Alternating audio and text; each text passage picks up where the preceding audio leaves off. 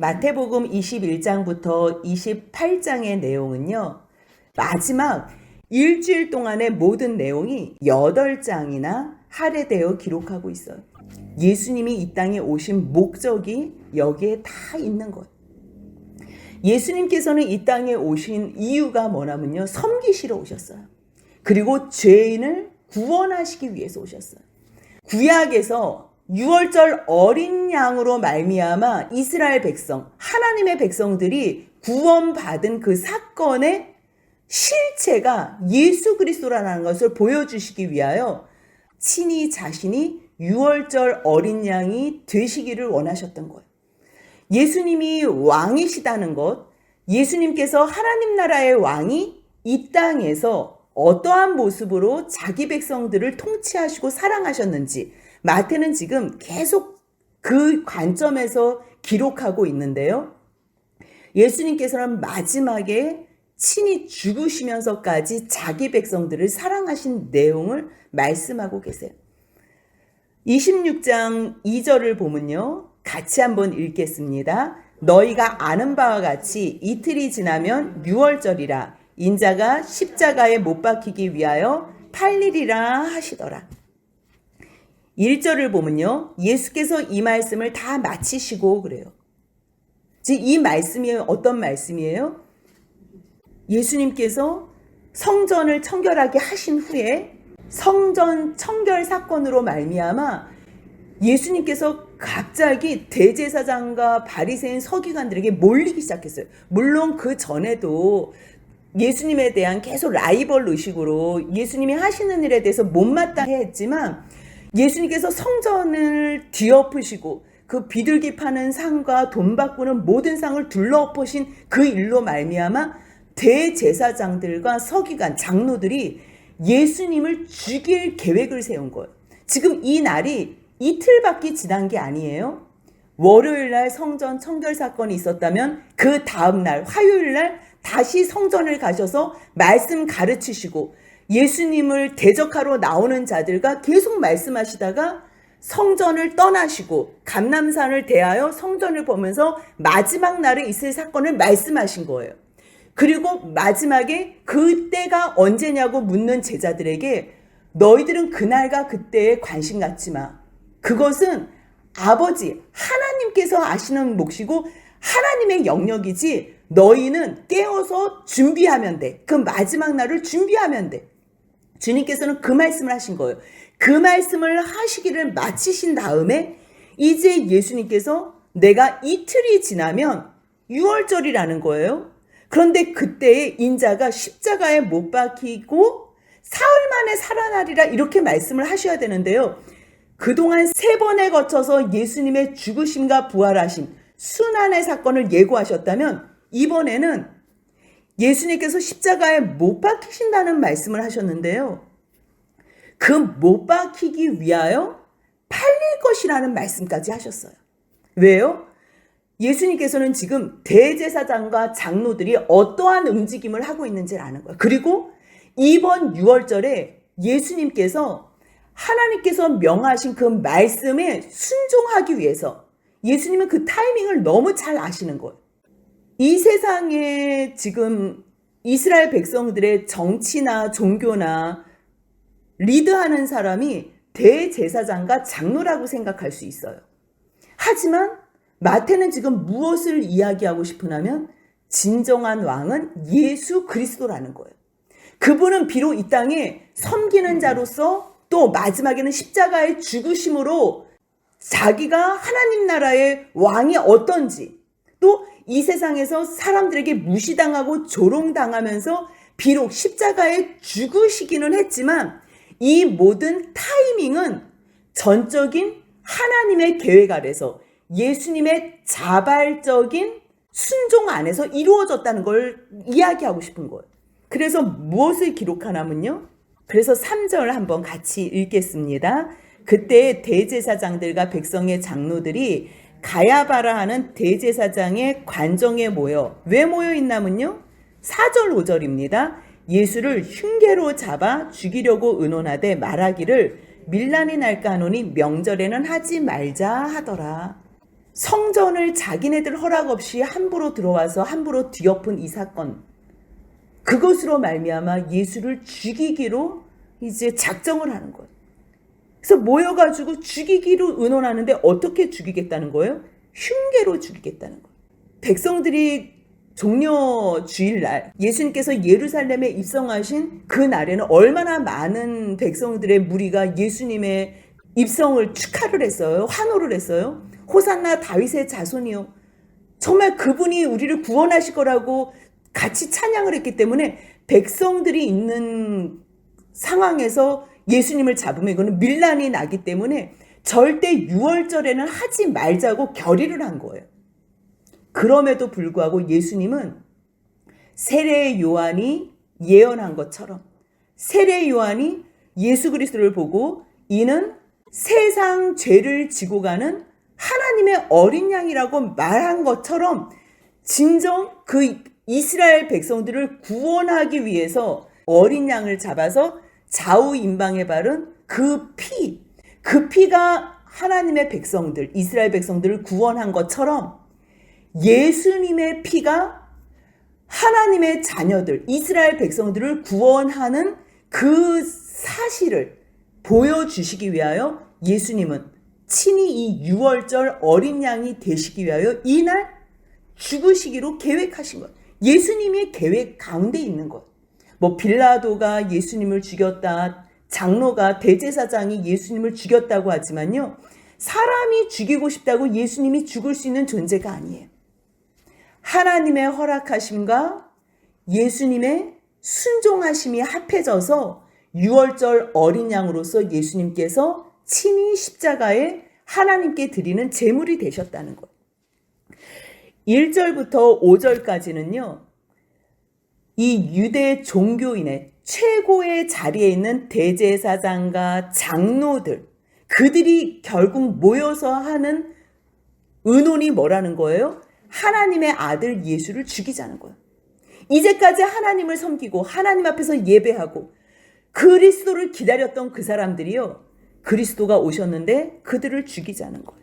14절을 잠깐 한번 읽겠습니다. 14절입니다. 그때 12 중에 하나인 가룟 유다라 하는 자가 대제사장들에 가서 말하되, 앞의 내용은 대제사장과 장로들이 나오고요. 이제 14절부터는 제자들 가운데에 가룟 유다가 나와요. 가룟 유다는 지금 대제사장들의 움직임을 너무 잘 알고 있어요. 예수님이 죽으신 순환에 대한 예고를 했을 때는 그게 무슨 말인지 몰랐어요. 3번씩이나 말을 해도 그래도 우리가 우편에 앉을까? 좌편에 앉을까? 예수님 누가 큰 자입니까? 계속 큰 자, 누가 첫째가 되는지 그거에만 관심이 있었어요. 아무리 예수님이 죽으신다고 말씀을 하셔도 그 말씀이 들리지가 않았어요. 근데 이제는 예수님이 성전을 뒤집어 놓은 사건으로 말미암아 분위기가 이상해진 것을 이 눈치 빠른 가룟 유다는 더 빨리 캐치를 한 거예요. 이제까지는 예수님이 그냥 하신 말씀인 줄 알았는데 대제사장들의 움직임, 서기관들과 바리새인, 사두개인, 모든 사람들이 예수님한테 나와서 지금 다 따지고 죽이려고 지금 대적하는 모습을 봤잖아요. 이것을 옆에서 본 가룟 유다는 이제는 예수님을 따를 필요가 없다는 걸 아는 거예요. 예수가 예루살렘 입성할 때는 왕이 될까 해서 자기도 같이 찬양을 했지만 이 계산 빠른 가룟 유다는 이제는 예수를 따를 필요가 없다고 생각한 거예요. 그렇기 때문에 늘 돈을 좋아하고 돈이 목적이었던 가룟 유다는 예수가 필요가 없어졌기 때문에 잠깐만, 지금 그러면 내가 이 시점에서는 무엇을 해야 되지? 아, 대제사장들과 장로들이 예수를 죽이고 싶어 하는구나. 그러면 내가 예수를 넘겨줘야 되겠다. 지금 저 사람들 눈치 보니까 백성들 많아가지고 백성들 있을 때는 어차피 못할 것 같아. 근데 혼자 있을 때는 예수님이 어디 있는지 모르니까 내가 예수를 넘겨줘야 되겠구나. 이 생각을 한 거예요. 그래서 15절 16절 한번 같이 읽습니다. 내가 예수를 너희에게 넘겨주리니 얼마를 주려느냐 하니 그들이 은 30을 달아주거늘 그가 그때부터 예수를 넘겨줄 기회를 찾더라. 여러분들이 이렇게 말씀을 읽을 때 어떤 사람이 되고 싶어요? 어떤 사람이? 우리가 그러니까 말씀을 읽을 때 그냥 이것을 그냥 이야기로만 뭐 옛날에 뭐 있었던 예수님과 뭐 대제사장들과 가룟 유다가 있었던 사건으로만 읽지 마시고요. 세상 사람들은 대제사장, 장로, 바리새인, 서기관, 그 다음에 제자들, 이러한 사람들 굉장히 대단하게 생각해요. 그리고 나도 그 자리에 있기를 원해요. 사람들이 알아주고 인정해주고 그리고 뭔가 하는 것처럼 보이는 이 자리. 하지만 이들은 지금 예수님 앞에서 어떠한 짓을 하지요? 예수님을 흉계로 죽일 계획을 하고요. 또 돈을 받고 팔아서 넘겨줄 계획을 하는 거예요. 세상 눈으로 볼 때 이 사람들은 대단해 보이고 존경할 만하게 보이고 우리들의 부러움이 대상이 될 수 있어요. 근데 그 자리가 결국 예수님을 사랑할 수 있도록 하는 자리가 아니라는 거예요. 그러니까 그 자리가 예수님을 사랑하고 하나님을 잘 섬기는 자리로 보장해 주지 않는다는 거예요. 그 큰 세상의 눈으로 봤을 때 대단한 사람들 틈에 오늘 어떤 말씀이 있냐면요. 6절 7절 한번 같이 읽습니다. 예수께서 베다니 나병 환자 시몬의 집에 계실 때에 한 여자가 매우 귀한 향료 한 옥합을 가지고 나와서 식사하시는 예수의 머리에 부으니, 지금 마태는요 이 일들이 따로 지금 대제사장과 장로들은 지금 여기서 계획 세우는 거고요. 그 다음에 이 향유 옥합을 부은 여인은요 예수님과 제자들 사이에서 역에서 있었던 일이고요. 그리고 그 다음에 나오는 이 가룟 유다가 예수님을 판 일은요 이 시간이 지나고서 그 다음에 있는 일이에요. 그런데 마태는 지금 굳이 이것을 왜 이 서열에 의해서 기록하고 싶으냐면요, 아무리 세상에서 대단해 보이고 하나님을 잘 섬기는 위치에 있고 남들의 존경을 받는 위치에 있어도 그 자리가 하나님을 사랑하고 예수님을 사랑하는 것으로 보장해 주지 않는다는 것. 아무것도 아닌 한 여인, 제자들이 이 일을 하면서 어느 누구도 이 여인이 하는 일에 인정해 주지 않는 한 여인의 사건을 기록하고 있어요. 그 기록을 통해서 무엇을 얘기를 해주냐면요, 어떠한 자리, 어떠한 위치, 어떠한 신분이 하나님을 사랑하거나 예수님을 사랑하는 것이 아니라 어떠한 상황에서도 세상에서 보잘것없는 위치와 보잘것없는 상황, 그리고 남자와 여자는 얼마나 이게 비중이 달라요. 여자는 정말 사람 수에도 치지 않는 취급을 받았던 그러한 여자. 그런데 이 한 여자가 매우 귀한 향유 한 옥합을 가지고 예수님께 나와서 예수님의 머리에 부었다는 이 내용을 기록하고 있는 거예요. 그런데 이 여인의 하는 행동과 제자들의 모습은 너무 비교가 되는 거예요. 8절 9절 같이 한번 읽겠습니다. 제자들이 보고 분개하여 이르되 무슨 의도로 이것을 허비하느냐, 이것을 비싼 값에 팔아 가난한 자들에게 줄 수 있었겠도다 하거늘. 한 여자가 온 마음을 다해서 예수님을 사랑하는 이 현장, 지금 이 모습을 보면요, 이게 300데나리온에 팔아도 된다고 이야기를 하거든요. 300데나리온이나 되는 이 향유 옥합을 깨서 예수님의 머리에 붓는 것, 자기의 온 재산, 전 재산을 예수님을 위해 드리는 이 모습을 통해서 우리는 뭘 볼 수 있어요? 뭘 알 수 있어요? 다른 거는 몰라도 이 여자는 예수님을 참 사랑하는구나. 자기가 가장 소중하게 생각하는 이 향유 옥합을 아까워하지 않고서 예수님을 위해서 사용하는구나. 지금 우리는 그걸 보는 거예요.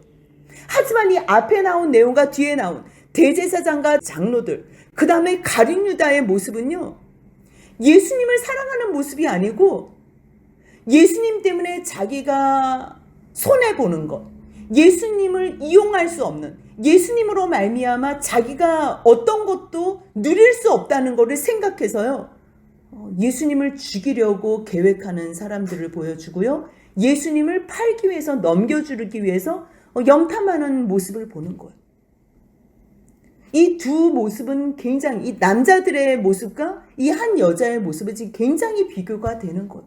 이 사람들을 비교했을 때 누가 더 예수님을 사랑합니까? 물으면 아마 1000명이면 1000명, 10,000명이면 10,000명 다 이 여자가 예수님을 사랑한다고 이야기할 거예요.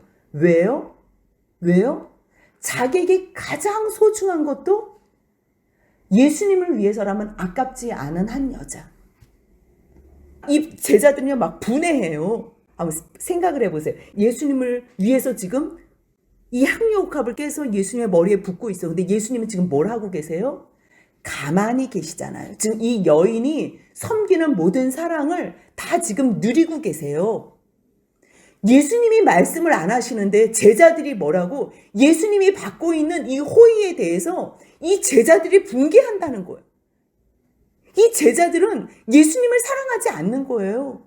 만약에 이 제자들이 예수님을 사랑한다면 자기가 예수님에게 섬겨주지 못하지만 옆에 있는 다른 사람이 예수님을 섬겨주는 것으로 이 여자에게 감사의 표현을 하는 것이 정상이에요. 단 사랑한다면. 우리도 그러잖아요. 내가 사랑하는데 나는 여의치 않아서 못해. 근데 저 옆에 있는 사람이 이 사람을 사랑해줘. 그럼 어때요? 저 사람 고마운 거예요. 고마운 거예요. 근데 이 제자들은 지금 어때요? 보고서 분하게 여긴다는 거. 분하게. 예수님이 이러한 호의를 받는 것에 대해서 가치 없게 생각하는 거예요. 왜냐하면 분개하면 뭐라고 얘기해요? 무슨 의도로 이것을 허비하냐고 얘기해요. 아니 예수님을 위해서 지금 예수님을 섬겨주고 예수님께서 그 섬김을 지금 기쁘게 받고 계시는데 예수님이 그것을 누리는 것에 대해서 아주 못마땅하게 생각하는 거예요. 예수님은 이것을 누릴 만한 가치가 없다고 생각하는 거예요. 그래서 이것을 뭐라고 표현해요? 허비한다고 표현하는 거예요. 낭비한다고 표현하는 거예요. 계산이 안 맞으면 절대로 예수님에게는 한 가지도 드릴 수 없는 사람들. 그게 제자들의 모습이고요. 그게 우리들의 모습이에요. 처음부터 예수님을 사랑하는 사람은 없어요. 계산을 해요. 내가 예수님을 섬기면 예수님이 나에게 무엇을 해줄까? 내가 하나님을 섬기면 하나님께서 나에게 무엇을 해줄까? 그것을 계산해요. 그래서 그것이 타산에 맞으면 나의 어떠한 유익을 위해서 예수님을 이용하는 것뿐이에요. 나의 어떠함을 위해서 예수님이 가치가 있는 거지 예수 자체의 가치를 부여하지를 못하는 거예요. 그런 사람들은요. 어느 날 예수님이 나에게 어떠한 도움을 안 주잖아요. 그러면 그 예수를 늘 죽일 수 있는 또 그 예수를 늘 팔 수 있는 그러한 자리에 있게 된다는 거예요. 예수님은요. 어떠한 존재냐면 나의 가장 귀한 것을 드려도 아깝지 않은 존재. 그가 마지막 날에 준비된 5 처녀고요. 충성된 5 달란트, 2 달란트를 남긴 종들이고요. 마지막 날 예수님 우편에 있을 양들이라는 거예요. 제자들은 지금 너무 분해하는 거예요. 비싼 값에 팔아서 가난한 자들에게 줄 수 있는. 가난한 자들? 예수님께서 뭐라고 말씀하세요? 너희가 어찌 이 여자를 괴롭게 하느냐. 괴롭게 하지만 예수님 지금 너무 잘 알아요. 이 여자는 지금 예수님을 사랑하고 섬기는 것이 가장 기쁜 일이에요. 근데 그거 하지 못하게 하고 그것에 대해서 인정해 주지 않을 때 이 여자는 괴로운 거예요. 여러분들은 무엇 때문에 괴로워요? 예수님을 섬기는 일에 온 마음을 다해서 섬기는 것을 남들이 욕하고 흉볼 때 괴로워하는 것이 그것이 하나님을 예수님을 사랑하는 사람의 모습이에요. 그가 내게 좋은 일을 하는데 너희 왜 지금 이 여자를 타박해? 그러면서 뭐라 그러세요? 11절 12절 같이 읽습니다. 가난한 자들은 항상 너희와 함께 있거니와 나는 항상 함께 있지 아니하리라. 이 여자가 내 몸에 이 향유를 부은 것은 내 장례를 위하여 함이니라. 제자들은 예수님이 죽으신다고 말씀해도 관심이 없는 거예요. 근데 이 소문이 들렸을 거예요. 예수님은 자꾸 이상한 말씀을 하셔. 잠깐 죽었다가 사흘 만에 살아난다 하시고. 제자들은 어느 누구도 그 말에 관심이 없었지만요. 더디 온다고도 생각하지 않고 또 빨리 온다고도 생각하지 않는 늘 깨어서 준비하는 사람처럼 이 여자는요. 언제 예수님을 다음에 사랑해야지. 아니 예수님 사랑하는 것을 미루질 않는 거예요. 오늘 깨어있어 준비하지. 오늘 내가 후회하지 않게 예수님을 마음껏 사랑해야지. 그 마음으로요, 그 자기가 준비해놓은 가장 귀한 향유 옥합을 깨서 예수님의 머리에 부을 수 있고, 자기의 눈물과 머리털로 예수님의 발을 씻고 닦을 수 있는, 예수님을 진정 사랑할 수 있는 사람이 되는 거. 우리는 예수님 사랑하는 거 다음에 하지. 다음이 안 올 수 있어요. 그래서 너희가 준비하고 깨어 있으라는 거예요. 이 여인이 정말 예수님의 장례를 준비했는지는 아무도 몰라요. 아무도 몰라요. 하지만 예수님을 사랑하고 예수님을 어떻게 섬길까 날마다 생각하는 그 움직임 속에는요, 자기가 모르고서 예수님을 섬겼어도 그 섬김이 예수님을 가장 기쁘시게 하고 위로해 줄 수 있는 어떠한 섬김의 내용이 될 수 있다는 거예요. 우리가 많은 생각들을 할 수 있어요. 왜 예수님은 이 여자의 이러한 호의를 받으셨을까? 그리고 왜 남자가 아니고 여자일까? 많은 생각을 할 수 있어요.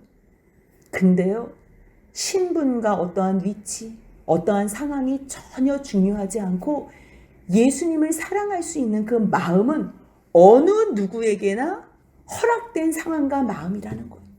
내가 예수님을 사랑하고만 싶다면 어떠한 상황 가운데서 표현할 수 있고 섬길 수 있다는 것. 그것으로 예수님은 이 여인이, 이 여자가 행한 일이 온 천하에 이 복음이 전파되는 곳에서 이 여자가 행한 일도 말하여 그를 기억하리라. 그러면 이 여자가 행한 일이 말하여진다면 대제사장과 장로들, 가룟 유다가 말한 게 당연히 같이 다 전하겠지요. 그러면 듣는 사람들이 생각할 거라고요. 뭘 생각해요? 어떠한 위치가 중요한지, 아니면 위치하고 상관없이 예수님을 사랑하는 것이 중요한지, 그것을 알 거라는 거예요. 가룟 유다는요, 이러한 상황이 있는데요, 예수님을 팔 기회를, 예수님을 팔 생각만 하는 거예요. 그래서 대제사장들에 가서 얘기를 하는 거지요. 너희가 얼마를 넘겨주려느냐. 그러니까 은 30을 달아줘요. 이 은 30은요, 스가랴 11장 12절을 한번 보면요, 제가 한번 읽어드리겠습니다. 스가랴 11장 12절에요. 내가 그들에게 이르되 너희가 좋게 여기거든 내 품삯을 내게 주고 그렇지 아니하거든 그만두라. 그들이 곧 은 30개를 달아서 내 품삯을 삼은지라. 무슨 얘기예요? 가룟 유다가 가가지고 얘기하는 거예요. 어떻게 내가 예수를 넘겨줄 건데 너희 나한테 좋게 생각하면 얼마 줄래? 마음에 안 들면 안 줘도 돼. 그랬을 때 이 대제사장들이 얼마를 달아줬다는 거예요? 은 30을 달아줬다는 거예요. 근데 왜 예수님께서는 이 은 30에 달리고 또 굳이 이날에 죽지 않으셔도 되는데 왜 6월절 어린 양이 되시나? 54절 한번 같이 읽겠습니다. 54절입니다. 내가 만일 그렇게 하면 이런 일이 있으리라 한 성경이 어떻게 이루어지겠느냐 하시더라.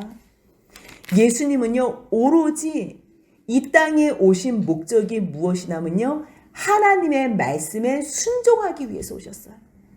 하나님의 말씀이 뭐예요? 예수님께서 지금 성경이 응하여야 되겠다는 말씀이 구약이에요? 신약이에요? 구약이에요. 예수님이 계실 때는 구약밖에 없었어요. 그 하나님의 말씀, 구약의 말씀이 다 이루어지기 위해서, 그 하나님의 말씀을 이루시기 위해서 예수님이 이 땅에 오셔서 철저하게 온전하게 순종하신 거예요. 그래서 그날에는 절대로 예수님을 죽이지 말자, 이날에는 절대 하지 말자, 명절에는 하지 말라 그랬지만요, 17절 같이 읽습니다. 무교절의 첫날에 제자들이 예수께 나와서 이르되 유월절 음식 잡수실 것을 우리가 어디서 준비하시기를 원하시나이까. 예수님은요, 거처할 집, 자기네 집에서 이 유월절 음식을 드실 수 없을 만큼 세상에서 가난한 자였던 거예요. 어떤 사람은 예수님이 부자였을 것이다 말하는데요, 유월절 음식을 드실 수도 없을 만큼, 그러니까 예수님께서 제자들이 어디서 먹지요? 누군가 어느 집에서는 먹어야 되잖아요. 그 예식을 하나님 앞에서 행해야 되니까요. 예수님께서 18절 같이 있습니다. 이르시되 성한 아무에게 가서 이르되 선생님 말씀이 내 때가 가까이 왔으니 내 제자들과 함께 유월절을 내 집에서 지키겠다 하시더라 하라 하시니, 성 안에 어디를 들어가면 예수님께서 선생님이 말씀하셨다는 건 내 때가 가까웠어. 그러면 어떤 사람이 예수님을 위해서 준비한 잔치, 이 만찬을 보여줄 거라는 거예요. 이 말씀도요, 예수님께서 지금 죽으실 것은 아무도 몰라요, 세상에서는. 근데 늘 섬기고 싶고 늘 대접하고 싶고 기회만 있으면 예수님에게 식사라도 한번 섬기고 싶었던 어떤 사람이 있다는 거예요. 이 앞에 한 여인도요, 예수님이 죽을 걸 알지 못해요. 그런데 예수님을 어떻게 이 사랑의 마음을 표현할까 했던 사람은요, 자기의 의도하고 상관없이 예수님의 장례를 준비하는 것이 됐고요. 이 어떤 사람, 예수님을 어떻게 섬길까? 어떻게 언제 식사 대접을 할 수 있을까? 정말 예수님과 제자들을 한 번이라도 식사 대접을 하고 싶은데 그렇게 소원하면서 기회를 본 사람은요, 예수님의 마지막 유월절이며 첫 성찬을 거행하신 이 만찬을 준비하는 사람이 되는 거예요. 이 만찬을 준비하는 이 자리를 베푸는 주님의 사람이 되는 거예요. 그러니까 이것은요, 특별히 계획하고 내가 의도성을 갖고서 예수님한테 잘 보여야지 이게 아니고요. 늘 삶에서 깨어 준비하는 사람은 이러한 주님 안에서 굉장히 중요한 비중을 차지하는 그러한 자리를 만들어 준다는 거예요. 그래서 제자들이 정말 갔더니 예수께서 시키신 대로 했더니 정말 준비가 돼 있는 거예요. 그래서 유월절 준비를 거기서 한 거예요. 예수님께서 이제 저물매 12 제자들과 함께 앉으셨어요. 몇 명과 함께 앉으셨다고요? 12 제자. 지금 가룟 유다는요, 이미 벌써 대제사장들에게 예수를 팔 것을 벌써 다 끝내고 온 거예요. 대제사장들이 돈을 먼저 줬는지 안 줬는지 정확하게는 안 나오지만요, 당연히 먼저 줬을 것 같아요. 왜냐하면 책임을 전가시키기 위해서라도 돈 안 주면 마음 바뀌면 안 되잖아요. 근데 일단 돈을 받으면 그것은 너가 해야 될 일이기 때문에. 그러한 상황에서 돈을 받았던 안 받았던 지금 유다는 어떤 마음이에요? 예수를 넘겨줄 기회를 지금 보는 중이에요. 기회를 찾는 중에 예수님께서 우리 유월절 만찬을 우리가 하나님 앞에서 먹으러 가자. 유월절 준비해놓은 그 만찬을 같이 제자들과 함께 먹기 위해서 들어가 앉으셨어요. 근데 거기 들어가서 뭐라고 말씀하세요? 내가 진실로 너희에게 이르노니 너희 중에 한 사람이 나를 팔리라. 2절에서 주님께서 말씀하셨어요. 이것이 4번째 순한 예고예요. 너희가 아는 바와 같이 이틀이 지나면 유월절이라. 인자가 십자가에 못 박히기 위하여 팔리리라. 처음으로 팔리리라 말씀하셨어요. 근데 지금 가룟 유다가 어떻게 했어? 지금 자기가 팔 것을, 넘겨줄 것을 다 이야기가 끝난 상태로 여기 지금 와 있잖아요. 근데 예수님께서 지금 다시 말씀하시는 거예요. 너희 중에 한 사람이 나를 팔리라. 어떤 기회를 주는 거예요? 마지막까지 회개할 기회를 주시는 거예요. 뭐야, 이거 벌써 탄론한 거야? 그럼 어떻게 해야 돼요? 거기서 무릎 꿇고서 예수님 잘못했습니다. 내가 돈이 필요해서 내 마음에 지금 갑자기 사단이 들어왔나 봐요. 왜 이런지 모르겠어요. 예수님 용서해 주옵소서. 무릎 꿇으면 되는 거예요.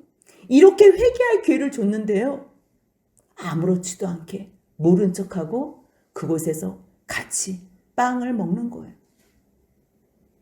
예수님께서 그렇게 말씀하시니까 제자들이 얼마나 놀라겠어요. 그래서 제자들이 다 몹시 근심한, 주님, 나는 아니지요. 나는 아니지요. 그러니까 예수님께서 뭐라 그러세요? 나와 함께 그릇에 손을 넣는 자가 나를 팔리라. 그러면서 24절 같이 있습니다. 인자는 자기를 대하여 기록된 대로 가거니와 인자를 파는 그 사람에게는 화가 있으리로다. 그 사람은 차라리 태어나지 아니하였더라면 제게 좋을 뻔하였느니라. 이렇게까지 말하는 거예요. 다른 제자들이 나는 아니지요. 주여 나는 아니지요. 근데 아무 말도 안 하고 있으면 자기같이 보일까 봐 가룟 유다도 뭐라 그래요? 라삐여 나는 아니지요. 랍비여 나는 아니죠. 근데 예수님께서 뭐라 그래요? 내가 말하였도다. 직접 말씀하시진 않아. 너가 팔아. 이렇게 말씀하실 수 있는데요. 주님 끝까지 회개할 기회를 주는 거예요. 끝까지. 너 지금 말했잖아. 근데 이거는 두 가지 이게 은유적인 이야기가 있는 거. 나는 아니지요. 이렇게 해서 나 아니라고 이야기하는 다른 제자들은 그렇게 들을 거예요. 왜 다른 제자들도 나는 아니지요. 나는 아니지요. 근데 너는 지금 너가 너라는 걸 알고서 묻는 거잖아. 너가 말했어. 돌이키면 돼요. 주님은요 끝까지 회개할 기회를 주세요.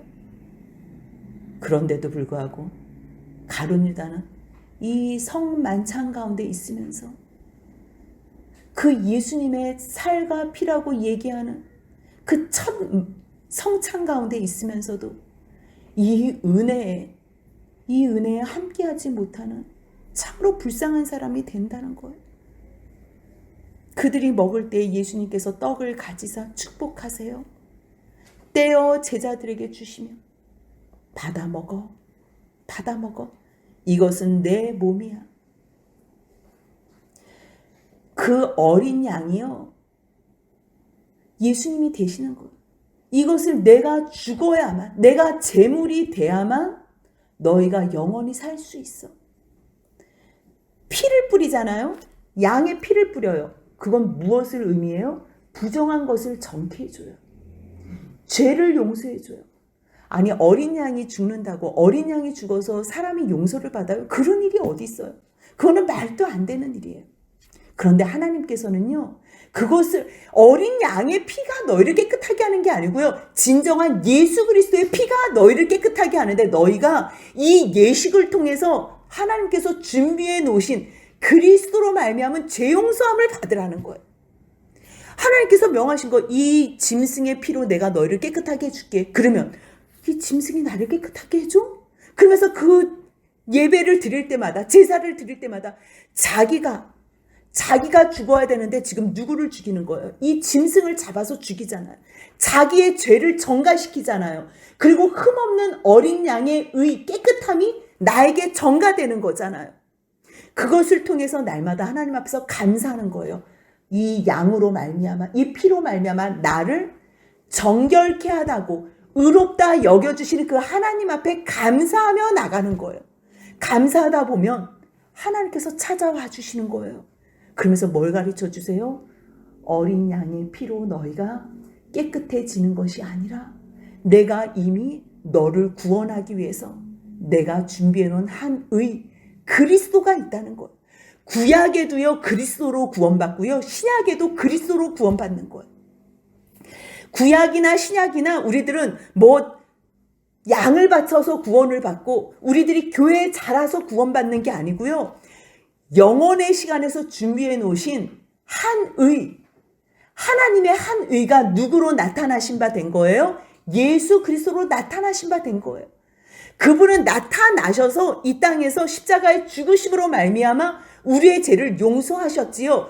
이미 벌써 하나님의 나라에서 하나님의 시간에서 하나님께서는 예수로 말미암아 모든 인류들을 구원하시기로 작정하셨어요.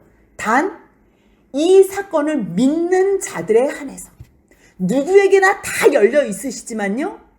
하나님의 이 사랑을 믿는 사람들, 그래서 그 예수 안에 구원이 있다는 것을 아는 자들만 하나님께서는 그들을 구원하시는 거예요. 그렇기 때문에 그 구약의 제사 드리는 것 어린 양 주님께서 그렇게 여겨주시는 거지. 결국은 누구의 피로 말미암아 우리가 깨끗함을 받는 거예요? 예수 그리스도의 피로 말미암아. 그래서 이 유월절 어린 양으로 이 유월절 날에 예수님께서 친히 어린 양이 되셔서 제물되어 하나님 앞에 온전한 제물로 드려진 거예요. 그 온전한 제물이 염소의 피와 황소의 피가 우리의 양심까지는 깨끗하게 할 수가 없어요. 그냥 우리의 그냥 겉모습, 그냥 우리의 겉행위. 하지만 이 짐승의 피가 우리의 겉행위만 깨끗하게 하고 우리의 양심까지를 바꿀 수는 없지만 예수의 피, 이 예수는 누구예요? 하나님이신 하나님의 아들의 피, 하나님이 우리를 위해서 죽으셨다는 것을 안다면 짐승 한 마리가 죽어도 우리 집에서 귀하게 흠없이 키웠던 그 짐승을 내 죄 대신 내가 죽이면서 내가 다음에는 이 짐승을 내가 또 죽여야 되는데 내가 죄 짓고 싶어도 참아야지. 겉으로 참지만 속은 얼마나 죄를 짓고 싶어요? 겨우 우리의 양심, 그러니까 겉의 모습만 죄를 안 짓게 할 뿐이지 우리 양심은 회복시켜줄 수가 없어요. 이 짐승의 죽음으로 말미암아 우리의 마음은 변하지가 않아요. 하지만 하나님이 나를 위해서 죽으셨다는 이 사실을 안다면요, 나 같은 인간을 위해서, 먼지 같은 이 인생을 위해서 하나님이 죽으셨다는 것을 깨닫는 순간에는요, 이 양심이 변화가 돼서 새로운 피조물이 되는 거예요. 새 생명이 돼서 진정 양심까지도 하나님 앞에서 깨끗하게 정결케 된다는 거예요. 처음에는 그렇게 안 되지요. 처음부터 누가 하나님 앞에서 깨끗해져요? 마음까지도 범죄하고 육신도 범죄하고 그러다가 하나님 앞에서 서서히 그 죽으심이 누구의 죽으심인 줄 알 때에 너희가 이 떡을 먹어라. 이 떡은 내 몸이니 받아 먹으라. 또 이 잔은 너희를 위한 나의 피, 곧 언약의 피라. 그렇게 말씀하시는 거예요. 27절 28절 같이 읽습니다. 또 잔을 가지사 감사기도 하시고 그들에게 주시며 이르시되 너희가 다 이것을 마시라. 이것은 죄사함을 얻게 하려고 많은 사람을 위하여 흘리는 바 나의 피, 곧 언약의 피니라. 그래서 예수님께서요, 이 잔을 마지막으로 마시면서 뭐라고 말씀하시냐면요, 29절 같이 읽습니다. 그러나 너희에게 이르노니 내가 포도나무에서 난 것을 이제부터 내 아버지의 나라에서 새 것으로 너희와 함께 마시는 날까지 마시지 아니하리라 하시니라. 예수님께서 사랑하시는 제자들과 함께 이 포도주를 마시고 이제는요, 어디서 마신대요? 영원한 하나님 나라에서 이제 그 상에서 같이 먹고 마시겠다고 주님께서 이 약속을 하시는 거예요. 그러면서 그들이 찬미하며 감람산으로 가요. 1500년 동안 지켰던 이 유월절 예식.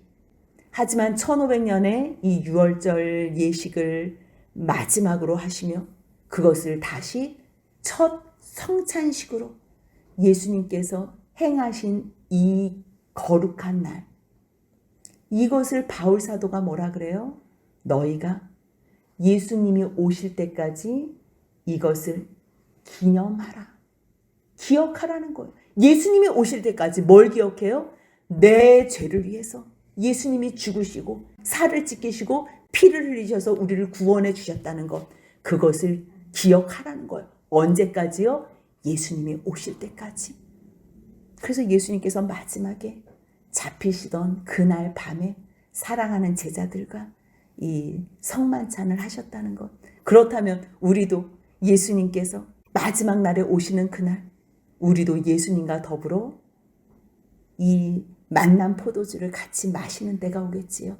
그날을 기다리며 또 소원하며 이 땅에서 주님의 그 십자가의 길 끝까지 따라가는 저와 여러분들이 되시길 주님의 이름으로 소원합니다. 아멘.